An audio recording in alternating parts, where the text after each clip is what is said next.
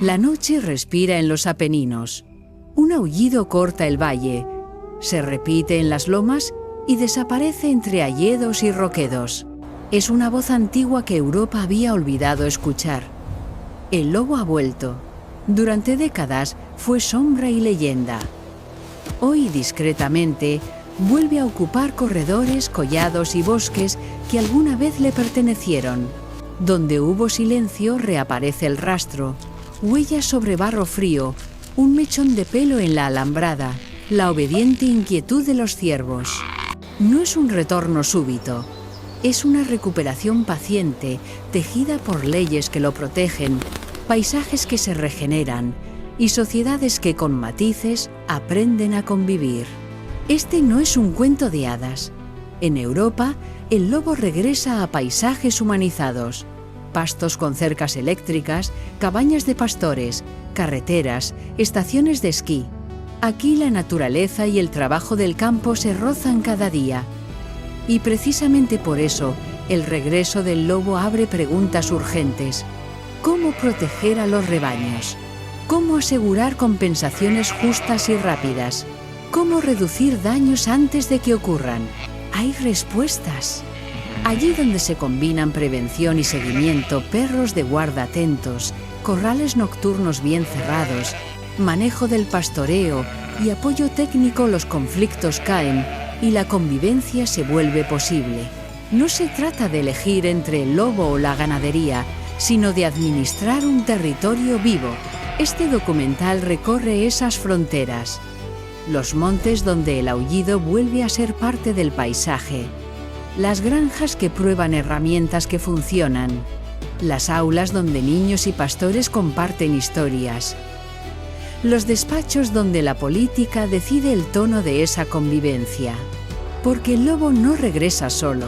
Trae consigo una pregunta sobre quiénes somos y qué futuro queremos para nuestros campos. Aquí comienza El regreso del lobo, una crónica de ciencia, cultura y gestión. Un viaje a la Europa que aprende paso a paso a escuchar de nuevo la voz de su gran depredador. Durante buena parte del siglo XX, el lobo desapareció de grandes regiones europeas, perseguido, envenenado, confinado a bolsillos montañosos. El punto de inflexión llegó con la protección legal, la recuperación de presas silvestres y el abandono rural que cerró el círculo. Menos presión cinegética, más cobertura forestal, más corredores. El resultado es medible. Según la Comisión Europea y la red científica LCIE, hoy la UE alberga en torno a 23.000 lobos. Y desde 2016, el número y la ocupación han crecido en torno a un tercio. La especie se organiza en 9 poblaciones biogeográficas que, con matices, muestran tendencia estable o al alza. La recolonización no es homogénea. En los Apeninos italianos, donde resistió el núcleo histórico, los grupos familiares reconectan con los Alpes. En la llanura centroeuropea, manadas procedentes de Polonia y Alemania vuelven a ocupar bosques de baja altitud. En la península ibérica, el lobo ibérico se mantiene al norte del Duero y ensaya retornos puntuales hacia el centro peninsular. Chaprón y colegas ya describieron hace una década esta recuperación en paisajes dominados por humanos.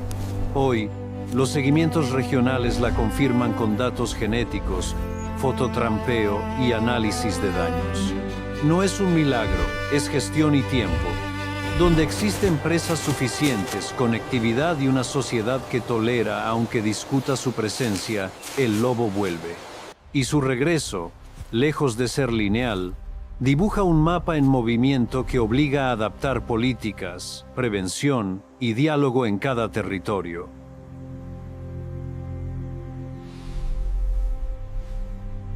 Cuando el lobo regresa, no solo vuelve un símbolo, se reactiva una función. Como depredador apical, modula la densidad y el comportamiento de ungulados ciervos, corzos, jabalíes. y con ello influye en la vegetación y en la dinámica del paisaje. Menos tiempo de pastoreo en los mismos claros, más movilidad, más cautela. Efectos que, en mosaicos europeos de bosque-matorral-cultivo, pueden traducirse en menor presión de ramoneo en bordes y cauces, permitiendo la regeneración de arbolado joven y setos naturales. No son cascadas tróficas espectaculares en todos los lugares, pero los seguimientos regionales en Apeninos, Alpes y llanuras centroeuropeas describen ajustes medibles. En patrones de uso del hábitat por parte de los herbívoros, la predación selectiva sobre individuos viejos o enfermos ayuda a contener brotes locales y mantiene a las presas más móviles y heterogéneas. En paisajes donde el herbivorismo crónico había simplificado los sotobosques, el retorno del lobo actúa como un freno complementario a la gestión humana. El resultado, cuando coincide con buena disponibilidad de presas silvestres y conectividad, es un mosaico más diverso. Claros que se cierran, ribazos que se recomponen y microhábitats que ganan refugio para aves y pequeños mamíferos. Hay además un efecto discreto pero relevante. Las carroñas que genera la predación alimentan a una comunidad de necrófagos zorros, mustélidos, córvidos y, en la península ibérica, buitres, sosteniendo una red de reciclaje de nutrientes que había quedado empobrecida. Es una economía de la materia que se reactiva. Lo que cae en el monte vuelve al monte. Conviene, sin embargo, poner límites a la épica. Los efectos varían con cada valle. Dependen de la densidad de ungulados, del tipo de bosque, de la presión cinegética y de la gestión ganadera. En zonas agrícolas muy abiertas, la señal ecológica del lobo puede ser modesta. En sistemas montanos con bosques en expansión, fruto del abandono rural y la renaturalización pasiva, su papel se suma a una tendencia de recuperación. La evidencia europea coincide en esto. El lobo no arregla solo un ecosistema, pero contribuye a que funcione de forma más equilibrada cuando la gestión acompaña.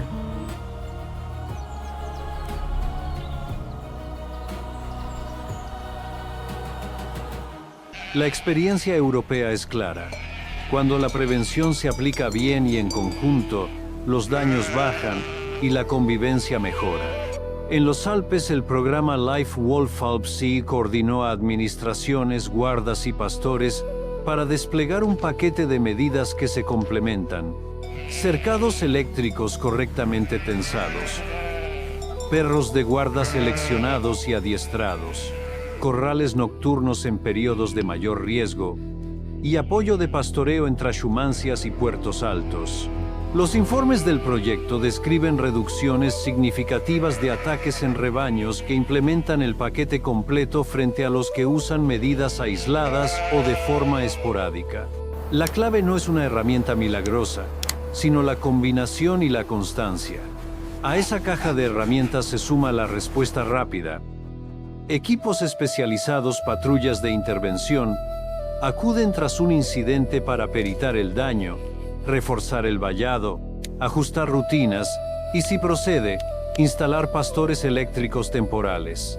Esta rapidez no solo previene nuevos ataques, reconstruye confianza con los ganaderos, acorta trámites de compensación y evita que el conflicto escale. En la península ibérica, iniciativas de rewilding y redes regionales han extendido el uso de mastines y otras razas protectoras entre explotaciones medianas y pequeñas. El principio es sencillo: un perro visible, tranquilo con el rebaño y disuasorio con intrusos reduce el riesgo y cambia el comportamiento del lobo, que evita enfrentamientos costosos. Unido a cercos y una gestión del pastoreo que minimiza pernoctas desprotegidas, el efecto se consolida con el tiempo. La formación marca la diferencia. Talleres prácticos sobre instalación de cercas, manejo de perros, lectura de rastro, calendarios de riesgo, parideras, trashumancias y seguimiento técnico durante los primeros meses hacen que las medidas funcionen en el campo real. No solo sobre el papel, cuando falta ese acompañamiento, las herramientas se desajustan, se abandonan o pierden eficacia.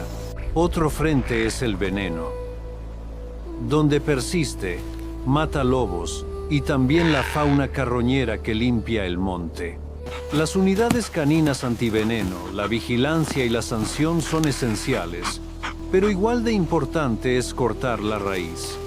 Agilizar compensaciones, ayudar a sustituir animales perdidos y estar antes del problema con prevención. La evidencia acumulada lo repite. Prevenir cuesta menos económica y socialmente que lamentar.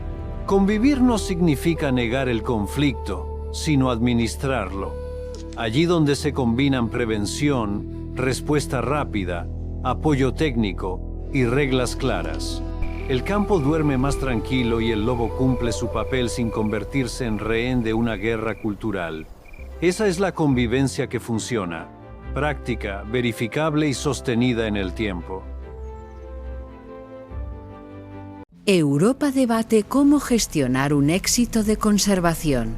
Desde 2023, la Comisión Europea abrió un proceso de recogida de datos sobre el lobo y planteó más flexibilidad para autorizar controles en contextos de daño probado, alineando la gestión con los compromisos del Convenio de Berna y la Directiva Habitats. La premisa: mantener la conservación favorable a escala de población, pero permitir respuestas quirúrgicas cuando fallan las medidas preventivas. No se trata de abrir la veda, sino de acotar excepciones con criterios, seguimiento y transparencia. La clave técnica es el enfoque por poblaciones biogeográficas: Alpes, Apeninos, Cárpatos, Báltico, etc. Así se evita que decisiones locales comprometan el estado de conservación del conjunto. Para cada población se exige monitorización estandarizada genética, cámaras, rastreo, informes periódicos y coordinación transfronteriza. Es fundamental en los Alpes, donde una misma población ocupa Italia, Francia, Austria y Eslovenia. En paralelo, varios países han revisado o discuten sus marcos de compensación y prevención. Se acelera la verificación de daños. Se priorizan cercados, perros de guarda y apoyo al pastoreo. Y se reservan los controles letales solo para individuos, problema transhistorial documentado. Este orden de prioridades, prevenir, compensar, corregir, es el que recomiendan redes científicas y proyectos LIFE que han probado su eficacia en campo. El debate es especialmente vivo en la península ibérica. En España, el lobo está incluido en el listado de especies silvestres en régimen de protección especial, lo que limita controles letales ordinarios. Comunidades con alta presencia reclaman más margen de gestión y procedimientos más ágiles. Mientras el gobierno defiende consolidar primero la prevención y la compensación, el resultado, un pulso multinivel que obliga a afinar datos, protocolos y financiación estable para ganaderías vulnerables. En Centroeuropa, Alemania, Polonia, países bálticos, la recolonización de llanuras agrícolas y zonas periurbanas ha puesto el foco en la planificación espacial. Esto implica cartografiar áreas de alto riesgo para el ganado, diseñar cinturones de prevención y ajustar calendarios de pastoreo. La experiencia muestra que los conflictos se concentran en pocos rebaños y en periodos previsibles parideras, veranadas, lo que permite dirigir recursos donde más rinden. Otro frente sensible es la integridad genética. La gestión europea insiste en prevenir y actuar frente a hibridación con perros en zonas concretas.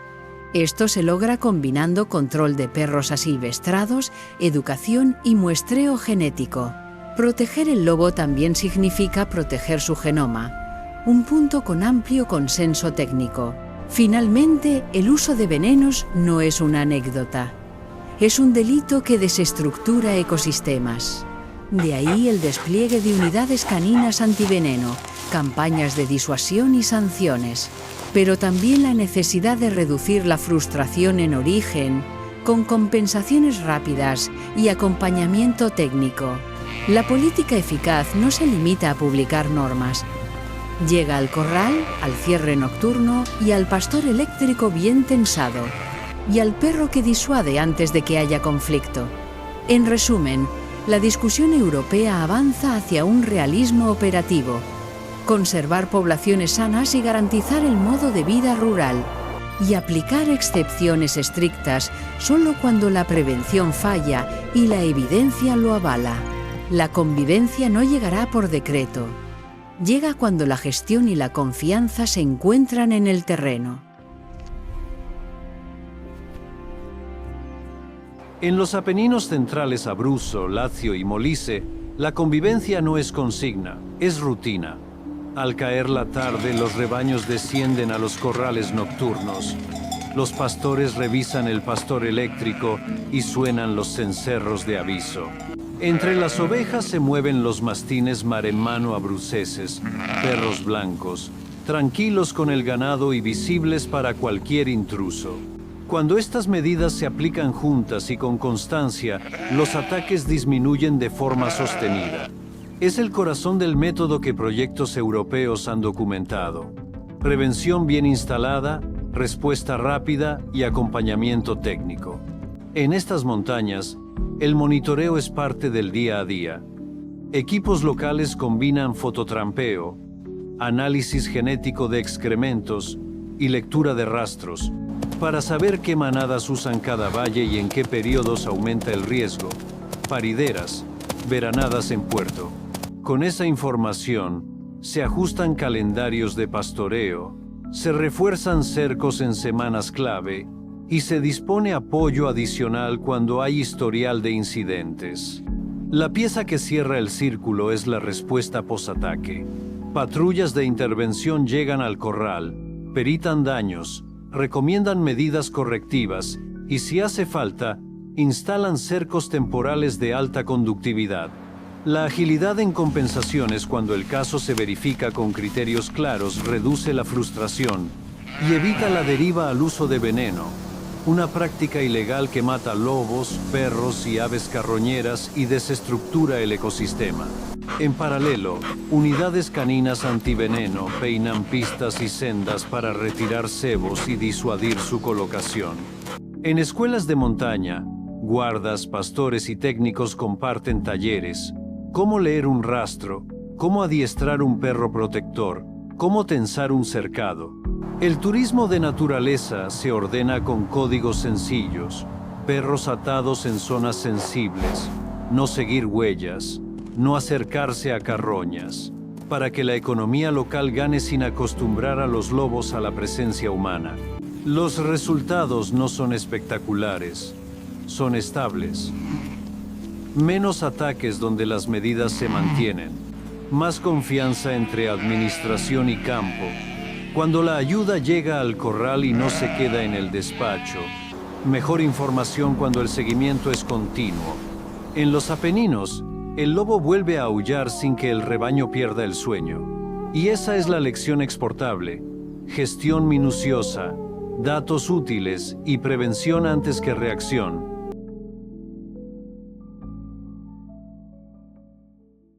Durante siglos, el lobo ibérico fue villano de romances y crónicas rurales. En la última década, la cámara lo ha devuelto a su escala real. Los documentales de servicio público de RTVE a las autonómicas han retratado su regreso con un enfoque doble: la biología de una especie que resiste y la vida de quienes comparten territorio con ella. En piezas recientes de Territorio Salvaje y especiales monográficos, la narrativa ya no es la del lobo fantástico, sino la del animal funcional en un paisaje humanizado. El rastro en el barro, la banda de edad de un rebaño, la pericia de un mastín que disuade sin violencia. Estas obras han contribuido a desmitificar y al mismo tiempo a reencuadrar el conflicto. Testimonios de pastores que implantan cercados eléctricos, técnicos que instalan cámaras y genetistas que explican la estructura poblacional. Conviven con imágenes de aulladeros y desplazamientos nocturnos. El mensaje subyacente es operativo. La coexistencia se aprende, se financia y se comprueba en campo. La cultura popular del cuento a la pantalla deja de caricaturizar y empieza a medir cuántos ataques, dónde, con qué prevención previa, qué respuesta posterior. También hay una nota de prudencia científica que estos programas han sabido introducir. Aunque el número de lobos en la península se mantiene y en algunas áreas crece, la diversidad genética del tronco ibérico merece atención. La expansión no equivale automáticamente a robustez genética. Por eso se insiste en el muestreo, en el control de hibridaciones con perros y en la conectividad entre subpoblaciones. La cámara, aquí, no busca épica. Explica por qué estos detalles importan para el futuro de la especie. Finalmente, la presencia del lobo en la cultura audiovisual ibérica se ha desplazado del símbolo al oficio. Pastores que abren sus corrales, guardas que patrullan, escolares que aprenden a leer huellas. Son escenas que ayudan a reconciliar memoria y presente. La pantalla no dicta veredictos, muestra procesos. Y en ese espejo, el lobo deja de ser pretexto de trinchera, para convertirse en lo que es, un vecino exigente cuya convivencia depende de decisiones concretas, sostenidas y verificables. El regreso del lobo ya no es noticia, es gestión. Para que funcione, los países que comparten poblaciones Apeninos, Alpes, Cárpatos, Báltico, Cantábrico, necesitan la misma partitura. Prevenir primero, compensar con agilidad, corregir de forma quirúrgica solo cuando la evidencia lo justifique y la prevención haya fallado. La escala adecuada no es el municipio aislado, sino la población biogeográfica, con criterios comunes y coordinación transfronteriza. La primera columna es medir bien. Monitorización estandarizada genética, fototrampeo, rastreo, mapas de ocupación actualizados y series temporales que permitan ver tendencias. Indicadores claros y comparables. Ataques por 1000 cabezas de ganado. Porcentaje de rebaños con prevención completa. Tiempo medio de resolución y pago de compensaciones. Tasa de reincidencia tras aplicar medidas. Sin estos datos, la discusión se llena de anécdotas. Con ellos, se priorizan recursos donde más rinden. La segunda columna es prevenir de verdad. Paquetes integrados, cercos eléctricos bien instalados, perros de guarda funcionales, corrales nocturnos en periodos críticos, apoyo al pastoreo en trashumancias acompañados por formación práctica y seguimiento técnico los primeros meses. La evidencia de proyectos alpinos y mediterráneos es consistente. Cuando la prevención se aplica completa y sostenida, los daños bajan y la confianza sube. La tercera columna es respuesta rápida y justa. Equipos de intervención que llegan tras el incidente, peritan con protocolos claros, recomiendan ajustes, instalan refuerzos temporales y activan el circuito de compensación. La agilidad administrativa evita la deriva al veneno y desescala conflictos. En paralelo, unidades caninas antiveneno y vigilancia reducen un delito que mata lobos y colapsa la red de necrófagos. La cuarta columna mira a largo plazo. Integridad genética y conectividad. Muestreo periódico para detectar hibridación con perros. Y corredores que mantengan el flujo entre subpoblaciones. Proteger al lobo no es solo contar individuos. Es cuidar su genoma y el tejido que lo sostiene. La quinta columna es financiación estable y comunicación honesta. Fondos agrícolas y ambientales que aseguren cercas, perros, formación y mantenimiento. Campañas que expliquen qué funciona, cuánto cuesta y qué resultados ofrece. Sin épica ni demonización. La convivencia, cuando se cuenta con transparencia, deja de ser consigna y se vuelve contrato social entre campo, ciencia y administración. Este es el tránsito de un continente que ya tiene lobos, a un continente que sabe convivir con ellos. Datos antes que mitos, prevención antes que reacción, excepciones estrictas cuando hagan falta, y una cultura pública que entiende al lobo como lo que es, una pieza funcional de ecosistemas vivos, en paisajes humanizados. Esa es la esperanza gestionada. Quando a Europa volvió a escuchar el aullido, comprendió que no bastaba con celebrar un regreso, había que administrarlo. Los datos de la Comisión Europea y los mapas de la LCIE confirmaron la tendencia: decenas de miles de lobos distribuidos en 9 poblaciones. Marcaron el camino. Monitorizar con rigor, decidir a escala de población y coordinar países que comparten corredores. En el terreno, proyectos LIFE en los Alpes y Rewilding en Apeninos e Ibérico tradujeron la teoría en rutina. Cercas eléctricas, perros de guarda, corrales nocturnos en semanas críticas, equipos de respuesta tras incidentes. Donde el paquete preventivo se aplica, los ataques bajan. La conversación cambia de tono. De la trinchera al oficio. Queda trabajo. La lucha contra el veneno exige patrullas caninas y sanción. Agilidad en compensaciones para cortar la frustración.